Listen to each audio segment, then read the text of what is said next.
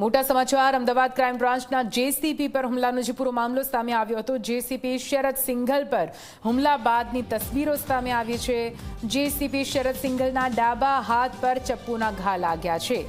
ઇજાગ્રસ્ત જેસીપી શરદ સિંઘલના હાથમાં તલવાર રિવોલ્વર દેખાઈ। આરોપી કલીમ ઉર્ફે ભૈયા પઠાણે જેસીબી પર કર્યો હતો હુમલો। સ્વબચાવમાં જેસીપીએ સર્વિસ રિવોલ્વરથી ફાયરિંગ કર્યું હતું। જોકે આરોપીને પગના ભાગે ગોળી લાગતા તે ઇજાગ્રસ્ત થયો હતો। હુમલાને લઈને આરોપી સામે હત્યાના પ્રયાસનો ગુનો નોંધાયો છે। આરોપી પાસેથી 4 દેશી બનાવટની પિસ્તોલ પણ મળી આવી હતી। તો આપ જો એ વખતની તસવીરો એક બાદ એક હવે સામે આવી રહી છે। કઈ રીતે ચપ્પુના ઘા જેસીબી શરદ સિંઘલ પર મારવામાં આવ્યા હતા। હુમલા બાદની તસવીરો ટીવી સ્ક્રીન પર આપ જોઈ રહ્યા છો। હુમલાને લઈને આરોપી સામે હાલ તો હત્યાના પ્રયાસનો ગુનો નોંધવામાં આવ્યો છે। આરોપી પાસેથી 4 જેટલા દેશી બનાવટની પિસ્તોલ પણ મળી આવી છે। તો અમદાવાદથી ગઈકાલે રાત્રે આ મોટા સમાચાર સામે આવ્યા હતા, જ્યાં જેને રક્ષક કહેવામાં આવે છે તે રક્ષક પર જ હુમલો કરવામાં આવ્યો હતો। અમદાવાદ ક્રાઇમ બ્રાન્ચના જેસીબી પર હુમલો કરવામાં આવ્યો હતો। વધુ માહિતી સાથે સંવાદદાતા ઉદય જોડાઈ ગયા છે ફૂલ લાઈન પર।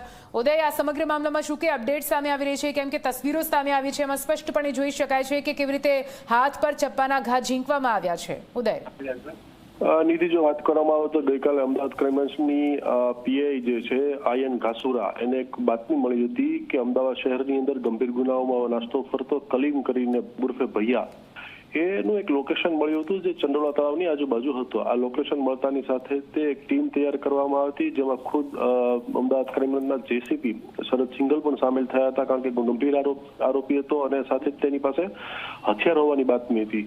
આ માહિતી મળતાની સાથે તે અમદાવાદ ક્રાઇમ બ્રાન્ચના જેસીપી સહિતની ટીમ જે છે એ ચંડોળા તળાવ ખાતે પહોંચી હતી। એ દરમિયાન તે આ આરોપી પાસેથી 4 હાથ બનાવટી પિસ્તોલ મળી આવી હતી। જ્યારે એની ધરપકડ કરવામાં આવી ત્યારે એ નશાની હાલતમાં હતો અને નશાની હાલતમાં હોવાના કારણે એણે અમદાવાદ ક્રાઇમ બ્રાન્ચની ટીમ ઉપર હુમલો કરી દીધો હતો ધરપકડથી બચવા માટેથી। જે દરમિયાન તે અમદાવાદ ક્રાઇમ બ્રાન્ચના જેસીપી જે છે એના હાથમાં છરી વડે હુમલો કરતાની સાથે તે જેસીપી અમદાવાદ ક્રાઇમ બ્રાન્ચના જે છે શરદ સિંઘલને હાથની બાજુમાં એને વાગ્યું હતું। આ બનાવ બનતાની સાથે તાત્કાલિક જે છે અમદાવાદ ક્રાઇમ બ્રાન્ચના જેસીપી શરદ સિંઘલે સ્વ બચાવમાં એક ફાયરિંગ કર્યું હતું। ફાયરિંગ કરતા કલીમ જે આરોપી છે એના પગમાં ગોળી વાગી ગઈ હતી। ત્યારે બંનેને સારવાર અર્થે હોસ્પિટલમાં ખસેડવામાં આવેલા હતા, જ્યાંથી અમદાવાદ ક્રાઇમ બ્રાન્ચના જેસીપીને ટૂંકી સારવાર બાદ રજા આપવામાં આવી હતી। પરંતુ કલીમ જે છે હજી પણ સારવાર લઈ રહ્યો છે।